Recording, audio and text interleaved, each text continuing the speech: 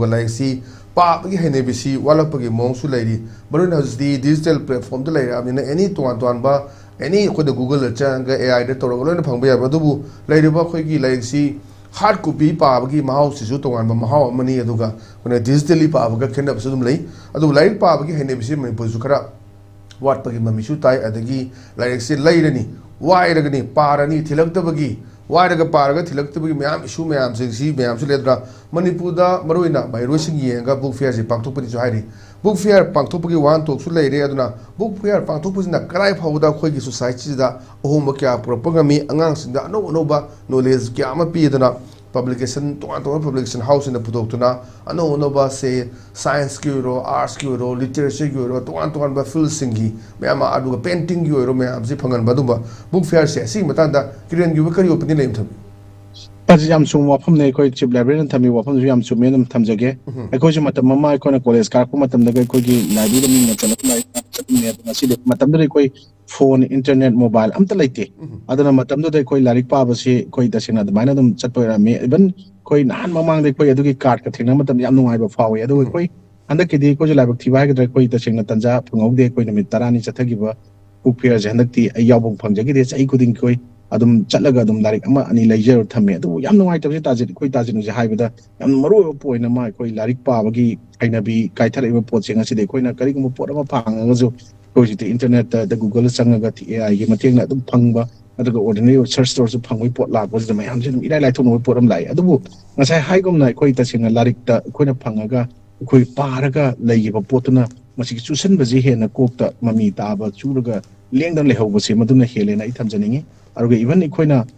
any print on a put of Portuga AI and have been Portuga and is a computer young Matamda, Equita in a print on labor Portugi, Equina high Porsi, La Lagasu Madugi, challenge to one, Wakat from Zagama Lagani, Adugi Larik to the reference, Piraga, see the Yawi, she's mind to Tena Banana. Aduquina AI, the Google Panguragadi, and Google Panguragadi. Wakat from the Fernando Pomzicro, Wagner and Kali. Aduga, Equina, Yam Ludi was say, as in I have the Yobigra, Larik say, Equishu, any book pair, Mother Peshal, label Tabulishing Mangagi, Taragi, and the Lishing Amani, they go something, people like Urs, Equina Pams, Larik Singse, any Kanogi, Hiram, the even Pol Science QBI, Natraga, even economics QBI, Natraga, any environment QBI, Natraga, any drug QBI, Natraga, any Porama. Madugi, Aina Pamjari was a gakra to the Aina Kang was a gasing the press media OBI. Shumba Mayam sings a quina, Tiraga, Quina, Kalaga, Pambasi, Mulari Kudimuxi, Ayamba Magi, Book House Mamma, Labi book Kangus in Porposi, Yaw was a quina, Madugi Posi Hana, a horror for the Chelauraga, Masiki Posi, Leona, Bacono, Toya, the Yam no item was a quina was it, Marumo Pangsing Lakani, Larixi, Purgas at Pigini, like any other home one time that. Aragi Potsi, Halaway, Halaktrabina Matunta, like lining the port Pagina Traga, Aina Panning by reference to Yang Womat of the Punk, the sounding ba, no item powder when at the Adana, Shumba Port my arm sings a quick Shana, Kandabigadoni. I give Marupama the Gaina like wire, but I know the wire Gasu. I give Shinagado with the Kale, Yang Potulo Rega, but again any Aina Palm is Lorega, the Masada Mohan Bibagi, Aina Bishi like Traga, the Equilaric Pabagi, Natraga, Larixi. Tamaga Kuna Yum the Ishagi or personal library Masam set up Tono Honas of Mayam the day. Adugumba, Ingon the Gisu like Mayam like Jams and to the Pugiba Mayam like me and Puwe Wanate, me Amana, Nina Humarima, Araquasing a Pugiba Port Mayama. I record the Nungshina who's like Adam Pibir Payawi who's using shoe, Nakoi Mayangi, Wangang, and Tabak like Mayama, Musum reference to Kala Nikana,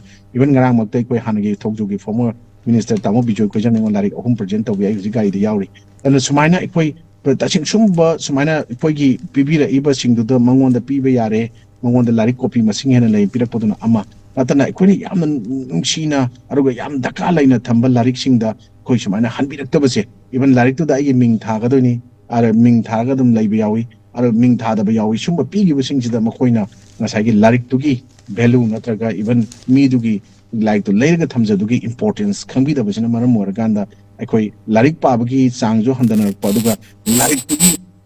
how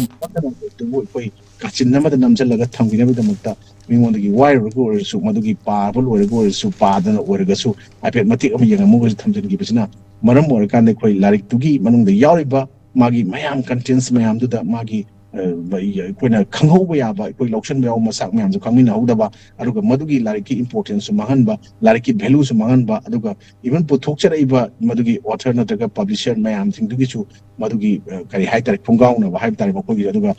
ꯃꯔꯨꯑꯣꯏꯅ ꯑꯩꯈꯣꯏꯒꯤ ꯂꯩꯔꯒ ꯂꯥꯏꯔꯤꯛꯇꯨ ꯌꯥꯝꯅ ꯄꯥꯝꯖꯅ ꯃꯥꯏ ꯊꯃꯣꯏꯅ ꯄꯥꯝꯖꯅ ꯃꯁꯤ ꯑꯩꯒ ꯃꯁꯤ ꯑꯩꯒꯤ ꯂꯥꯏꯐꯁꯤꯗ ꯑꯩꯅ ꯄꯥꯝꯖꯔꯤꯕ ꯀꯩꯅꯣꯁꯤꯗ ꯃꯁꯤꯅ ꯃꯇꯦꯡ ꯄꯥꯡꯒꯅꯤ ꯆꯩꯁꯨ ꯆꯩꯉꯥꯛ ꯑꯣꯏꯒꯅꯤꯅ ꯈꯟꯖꯔꯒ ꯂꯧꯈꯤꯕ ꯂꯥꯏꯔꯤꯛ ꯂꯩꯖꯔꯤꯕ ꯃꯤꯗꯨꯗꯗꯤ ꯌꯥꯝꯅ ꯅꯤꯡꯕ ꯀꯥꯏꯕꯒꯤ ꯃꯁꯛ ꯑꯃ ꯑꯣꯏꯍꯜꯂꯤ ꯑꯗꯨꯅ ꯕꯨꯛ ꯐꯤꯌꯔꯁꯤꯗꯤ ꯑꯩꯈꯣꯏ ꯒꯣꯔꯃꯦꯟꯅ ꯄꯩꯁꯥ ꯌꯥꯝ ꯀꯥꯏꯕ ꯀꯥꯏꯗꯕ ꯐꯖꯕ ꯊꯤꯕꯅ ꯑꯃ ꯑꯣꯏꯔꯒ ꯑꯩꯈꯣꯏꯒꯤ ꯌꯥꯝꯅ ꯇꯣꯏꯅ ꯆꯍꯤ ꯃꯅꯨꯡꯗ ꯑꯃꯨꯛ ꯈꯛꯇꯪ ꯅꯠꯇꯕ ꯑꯗꯨꯝ ꯃꯁꯤ ꯀ꯭ꯋꯥꯔꯇꯔꯂꯤ ꯅꯠꯇ꯭ꯔꯒ ꯑꯦꯕ꯭ꯔꯤ ꯃꯟꯂꯤꯃꯛ ꯇꯧꯕ ꯉꯝꯗ꯭ꯔꯒꯁꯨ ꯍꯥꯞ ꯏꯌꯔꯂꯤ ꯑꯗꯨ ꯏꯌꯔꯂꯤ ꯇꯧꯕꯁꯤ ꯃꯊꯛꯇ ꯑꯩꯈꯣꯏꯒꯤ ꯑꯗꯨꯝ ꯊꯥ 3ꯒꯤ ꯊꯥ 6ꯀꯤ ꯅꯠꯇ꯭ꯔꯒ ꯆꯍꯤꯒꯤ ꯇꯧꯗꯨꯅ ꯁꯤꯟꯖꯕ ꯂꯩꯔꯒꯁꯨ ꯑꯗꯨꯃꯥꯏꯅ ꯁꯤꯜꯍꯟꯅꯤꯡꯉꯤ ꯃꯗꯨꯒꯤ ꯂꯥꯏꯔꯤꯛ ꯇꯣꯉꯥꯟ ꯇꯣꯉꯥꯟꯕ ꯃꯌꯥꯝꯁꯤꯡ ꯃꯐꯝ ꯆꯥꯅ ꯖꯒꯥ ꯑꯃꯗ ꯑꯦꯅꯤ ꯀꯩꯅꯣ ꯇꯣꯄꯤꯛꯇ ꯃꯗꯨꯒꯤ ꯑꯩꯈꯣꯏꯅ ꯃꯁ꯭ꯋꯥꯏꯗ ꯊꯤꯕ ꯐꯪꯒꯅꯤ ꯁꯤꯒꯤ ꯖꯒꯥꯁꯤꯗ ꯑꯩꯈꯣꯏ ꯁꯨꯃꯥꯏꯅ ꯐꯪꯉꯤ ꯁꯤꯒꯤ ꯖꯒꯥꯁꯦ ꯑꯩꯈꯣꯏ ꯏꯚꯟ ꯑꯩꯈꯣꯏ ꯗꯦꯜꯂꯤꯗ ꯆꯠꯄꯤꯌꯨ ꯑꯩꯈꯣꯏ CPꯗ ꯀꯣꯔꯅꯔ ꯄ꯭ꯂꯦꯁꯇ ꯂꯥꯏꯔꯤꯛꯀꯤ ꯂꯩꯕ ꯖꯒꯥꯁꯤꯡꯁꯤꯗ ꯑꯩꯅ ꯑꯄꯥꯝꯕ ꯂꯥꯏꯔꯤꯛꯁꯤ ꯐꯪꯗ꯭ꯔꯦ ꯍꯥꯏꯕ ꯂꯥꯏꯔꯤꯛꯁꯤꯡꯁꯦ ꯑꯣꯜꯃꯣꯁ ꯊꯤꯕ ꯂꯣꯏꯅꯃꯛ ꯐꯪꯉꯦ ꯑꯗꯨꯃꯥꯏꯅ ꯑꯩꯈꯣꯏ ꯃꯅꯤꯄꯨꯔꯗꯁꯨ ꯑꯗꯨꯃꯥꯏꯅ ꯁꯤꯒꯤ ꯖꯒꯥꯁꯤꯗ ꯑꯩꯈꯣꯏ ꯂꯥꯏꯔꯤꯛꯁꯤ ꯁꯨꯃꯥꯏꯅ ꯂꯣꯏ ꯐꯪꯕꯅꯤ ꯍꯥꯏꯕꯒꯤ ꯖꯒꯥ ꯑꯃꯈꯛ ꯊꯝꯕꯤꯔꯒꯗꯤ ꯑꯩꯈꯣꯏꯒꯤ ꯑꯣꯡꯂꯤ ꯂꯥꯏꯕ꯭ꯔꯦꯔꯤ ꯈꯛꯇ ꯅꯠꯇꯅ ꯑꯩꯈꯣꯏ ꯂꯥꯏꯔꯤꯛꯀꯤ ꯃꯥꯅ ꯂꯩꯖꯅꯤꯡꯕ ꯃꯥꯅ ꯄꯥꯖꯅꯤꯡꯕ ꯂꯥꯏꯔꯤꯛꯁꯤꯡꯗꯨꯁꯨ ꯊꯤꯕꯗ ꯍꯦꯟꯅ ꯂꯥꯏꯍꯜꯂꯒꯗꯤ ꯂꯥꯏꯔꯤꯛ ꯄꯥꯕꯒꯤ ꯆꯠꯅꯕꯤ ꯑꯗꯨꯒ ꯍꯩꯅꯕꯤ ꯍꯦꯟꯒꯠꯂꯛꯀꯅꯤ ꯑꯗꯨꯒ ꯂꯩꯀꯥꯏ ꯂꯩꯀꯥꯏꯒꯤ ꯂꯩꯔꯤꯕ ꯀ꯭ꯂꯕ ꯂꯩꯔꯤꯕ ꯃꯌꯥꯝꯁꯤꯡꯁꯦ ꯑꯗꯨꯒ ꯁꯪꯁꯊꯥꯟꯁꯤꯡꯁꯦ ꯑꯗꯨ ꯁꯤꯁꯤꯅꯁꯨ ꯃꯁꯤꯒꯤ ꯂꯥꯏꯕ꯭ꯔꯦꯔꯤꯁꯤꯡ ꯁꯦꯠꯑꯞ ꯇꯧꯕꯒꯤ ꯄ꯭ꯔꯣꯃꯣꯁꯟꯁꯦ ꯈꯔ ꯍꯦꯟꯅ ꯇꯧꯕ ꯑꯗꯨꯒ ꯇꯁꯦꯡꯅ ꯑꯩꯈꯣꯏꯒꯤ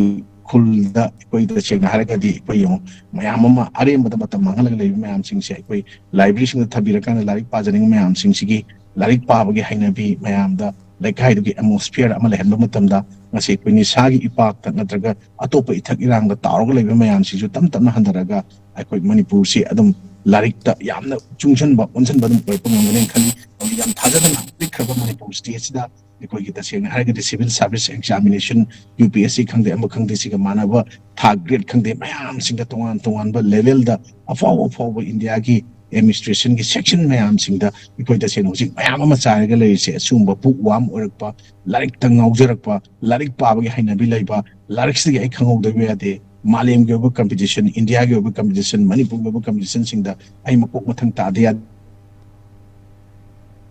ꯁꯤꯡꯁꯦ ꯈꯨꯠ ꯆꯦꯛꯄꯗ ꯈꯤꯇꯪ ꯅꯧꯅ ꯊꯣꯛꯏ ꯃꯁꯤꯒꯤ ꯄꯣꯠꯁꯤ ꯈꯔ ꯍꯦꯟꯅ ꯌꯥꯝꯃꯛꯄ ꯃꯇꯝꯗ ꯑꯩꯈꯣꯏ ꯄꯤꯛꯈ꯭ꯔꯕ ꯃꯅꯤꯄꯨꯔꯅ ꯑꯥꯔꯠ ꯑꯦꯟ ꯀꯜꯆꯔꯗ ꯁ꯭ꯄꯣꯔꯠꯇ ꯗꯣꯃꯤꯅꯦꯠ ꯇꯧꯔꯒ ꯑꯩꯈꯣꯏ ꯏꯟꯗꯤꯌꯥꯗ ꯅꯠꯇ꯭ꯔꯒ ꯃꯥꯂꯦꯝꯗ ꯁꯛ ꯇꯥꯛꯏ ꯆꯠꯂꯤ ꯍꯥꯏꯕ ꯄꯣꯠꯁꯤ ꯆꯞ ꯃꯥꯟꯅꯅ ꯂꯥꯏꯔꯤꯛꯇꯁꯨ ꯑꯗꯨꯝ ꯆꯠꯂꯣꯏ ꯍꯥꯏꯅꯤꯡꯉꯥꯏ ꯂꯩꯇꯦ ꯑꯗꯨꯅ ꯂꯥꯏꯕ꯭ꯔꯦꯔꯤꯒꯤ ꯂꯥꯏꯔꯤꯛ ꯄꯥꯕꯒꯤ ꯅꯠꯇ꯭ꯔꯒ ꯑꯩꯈꯣꯏꯒꯤ ꯁꯃꯥꯖ ꯑꯃ ꯆꯥꯎꯈꯠꯂꯛꯄꯗ ꯅꯠꯇ꯭ꯔꯒ ꯏꯖꯨꯀꯦꯁꯟ ꯁꯦꯛꯇꯔ ꯏꯝꯄ꯭ꯔꯨꯞ ꯇꯧꯍꯟꯕꯗ ꯁꯤꯒꯨꯝꯕ ꯑꯩꯈꯣꯏꯒꯤ ꯂꯥꯏꯔꯤꯛꯀꯤ ꯃꯦꯂꯥ ꯅꯠꯇ꯭ꯔꯒ ꯂꯥꯏꯕ꯭ꯔꯦꯔꯤ ꯅꯠꯇ꯭ꯔꯒ ꯂꯥꯏꯔꯤꯛꯀ ꯃꯔꯤ ꯂꯩꯅꯕꯁꯤꯡ ꯊꯕꯛ ꯊꯧꯔꯝꯁꯤꯡꯁꯤ ꯍꯦꯟꯅ ꯄ꯭ꯔꯣꯃꯣꯠ ꯇꯧꯕ ꯑꯦꯋꯦꯌꯔ ꯑꯣꯏꯍꯟꯕ ꯑꯗꯨꯒ ꯑꯩꯈꯣꯏ ꯌꯥꯎꯁꯟꯕ ꯑꯁꯤꯅ ꯈꯨꯃꯥꯡ ꯆꯥꯎꯁꯟꯒꯅꯤꯅ ꯇꯥꯖꯩ ꯑꯩ ꯁꯨꯃꯥꯏꯅ ꯊꯝꯖꯒꯦ